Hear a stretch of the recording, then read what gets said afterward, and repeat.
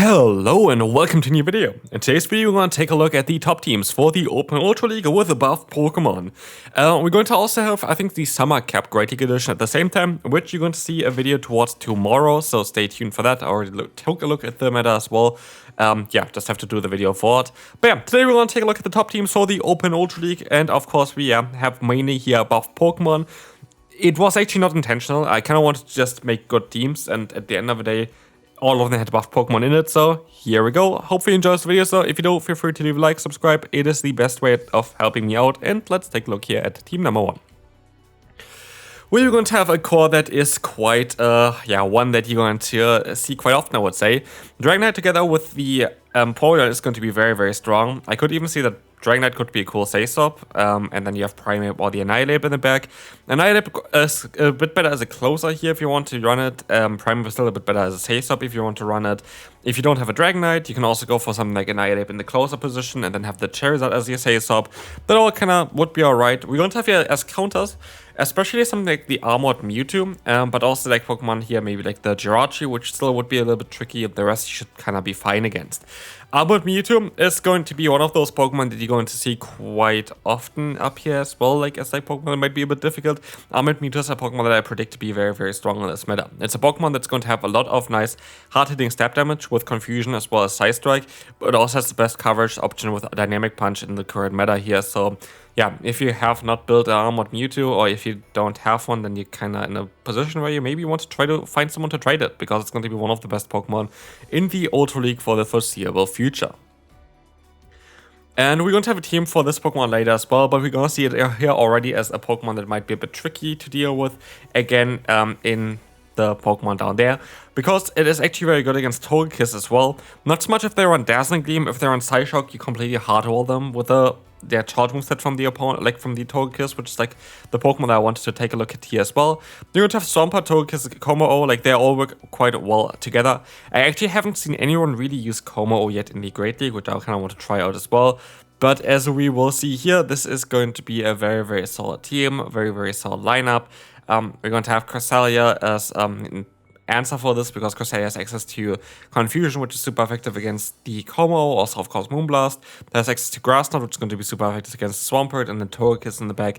It's not going to enjoy the Cresselia too much either, and then again, just Mewtwo with Side Strike and Confusion is enough to destroy nearly everything that doesn't resist it, which is kind of madness.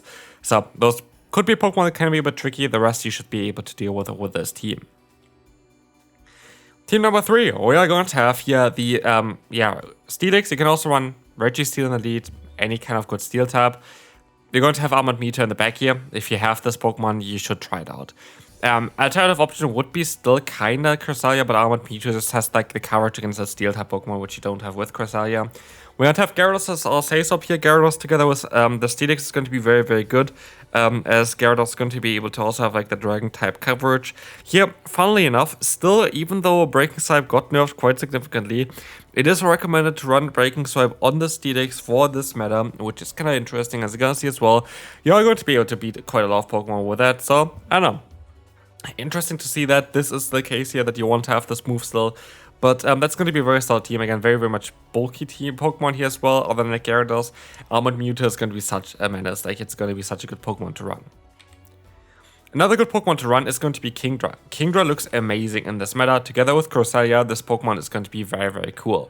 This team, as you guys see here, Corviknight is basically being able to beat everything. You have play against literally all the Pokemon right now with the Corviknight. And against Berrybot, you would mostly want to throw out. Berrybot could be a little bit of an issue as well with the move Sucker Punch. I didn't really think about that. But otherwise, like, this team is going to be amazing. Kingdra is going to have so much neutral play against everything. You kind of really want to keep your shields, by the way, on this team for the Kingdra, because what he can do is he can really take advantage of that Dragon Breath damage, of the Swift being super, super fast reach, but also that Outrage. Only 15 turns. That is not really a lot to reach an Outrage, which is kind of mad. So yeah, this is going to be an interesting Pokemon. I do think that Shadow Kingdra is going to be one of the best Pokemon you can run this meta. Next up, we're going to have a team here with Crustle. Crustle, honestly, is a fantastic Pokemon. I love this Pokemon. I built it just now as a Shadow variant. And we're going to have here Fury Cutter, Exeter, and Rock Wrecker Crustle. Rock Wrecker new on this Pokemon. It's a move that definitely going to help it out quite a bit. 13 fast moves only needed to get there, which is quite mad because it's like such a hard hitting move that you know from Rhyperior. But reaching it that fast is kind of mad. And as you can see here as well, you're going to have play against nearly everything. And like even though Pokemon that are kind of a bit difficult, like the worst Giratina here, still your lead can deal with it, Gastrodon, where you still want to run Earth Power in this meta. You're still like a Rock Wrecker or a Blast Wind still going to hurt them as well. You have like such hard charge move pressure with Blast Wind and the Rock Wrecker on this team. It's kind of ridiculous. Like this team is going to be very, very strong with that. Yeah, definitely very, very cool here. And I do think also the Typhlosion functions really well as a safe sub for this team, helping out to bait out the Pokemon that Crustle doesn't want to face, while Gastrodon can counter them. Jirachi is going to be a Pokemon that's also going to be very strong in this upcoming meta, and I love this team. I think it's one of the teams I want to try out early on, because I haven't actually tried out Jirachi yet, because I knew that a lot of people would just be already going for that. I want to go ahead and take a look at a little bit more spicier picks, as you saw as well with my last few videos there. But Jirachi is going to be a Pokemon that is going to be super good now with Doom Desire Aura Sphere. I want to try to hit Legend this season with Jirachi, because I hit Legend with Jirachi in the, or like rank 10, in the preseason of the GO Battle League. And I kind of want to repeat this. I kind of want to play this Pokemon as well. I might even play the exact same team that I played back in the day, where there is, I don't think, really any recordings of it anymore, sadly. But yeah, here we're going to have Jirachi, Kingdra, and Greninja.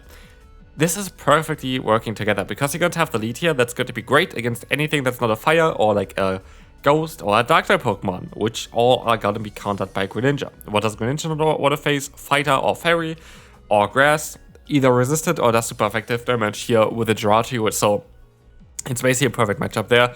And Kingdra in the middle is just going to be such a good save-up, just being able to bait out Pokemon that like water types maybe you don't want to face, but still going to be able to punish them. It's like such a good treat there. Like this Pokemon is going to be amazing. And yeah, Kingdra, I could actually see by the way that Kingdra could work out quite as well with the Octazooka. It's only like I guess like 15 more energy compared to the Swift, so that's quite a bit more. But yeah, I could still see that Octazooka has some play in the current meta, but this is going to be a very solid team. I do think that it's going to be a team that he can definitely, yeah, climb quite a bit with. Yeah, this team is going to be a bit weak to Bellibolt. You could run, for example, something like the Gliscor on the back. That would work out for you as well. To have a flying type that also going to be good against Bellibolt. I think Gliscor would be a cool alternative in the back. Otherwise, this team is really good against everything else, basically. And I do think that Gliscor actually could even help out against the matchup against Cordeli here as well. So, all in all, I do think that this team is going to be cool about Shadow Raikou. Basically, what you want to have is, yeah, play out Raikou as much as you can. Like, basically, use the shields mainly on it, and use your Wild Charge and Aura Sphere hard-hitting damage on this Pokemon the entire time in order to threaten the opponent. Because in the lead, you can literally just go for any neutral matchup, go for the Wild Charge, swap out into your Corviknight. Corviknight is going to be such a safe swap. Even if they're going to have something like the Bellibolt, you're eventually going to be able to swap out of there again as well with the smaller switch time, as well as the air color being now on this Pokemon as well, which allows you to kind of turn down the clock a little bit faster. But this team is going to be very, very strong, and we can move on to team number 8 now, where we will see Regidrago, we will see the Skeldurge, and where we see also the Jirachi. This is going to be a fantastic team here to run. Yeah, you actually want to run Volt Switch now on the Fortress, which is kind of interesting. Volt Switch got buffed. Jirachi, of course, got buffed. Regidrago got buffed. You want to run Hyper Beam on this Pokemon, which honestly I kind of want to try out. I think Hyper Beam is so fun, and you're going to get there so much faster now, which is kind of cool. Weakness here, I guess, like Steel types like Registeel can be a bit tricky, but the rest, honestly, you're going to be able to beat. If you are feeling you're a bit too weak to Registeel, even though you still have Fortress with Earthquake and you still have Aura Sphere on the Jirachi, then you can still also go for the Skeldurge as a safe stop, which would work out quite well as well here.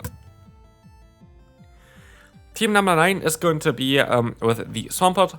We're going to have the safe-up of the Charizard, and we're going to have also in the back here the Dodrio, a Pokemon that I think is going to be very cool. Having just mainly pure flying type damage, you kind of want to get out potential answers for that. And so we have Charizard here, which is going to be able to maybe do something with the fast move of Dragon Breath.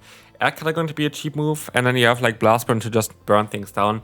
Hopefully going to work. I have Dodrio built already. I want to try it out. I will give you my honest opinion on it.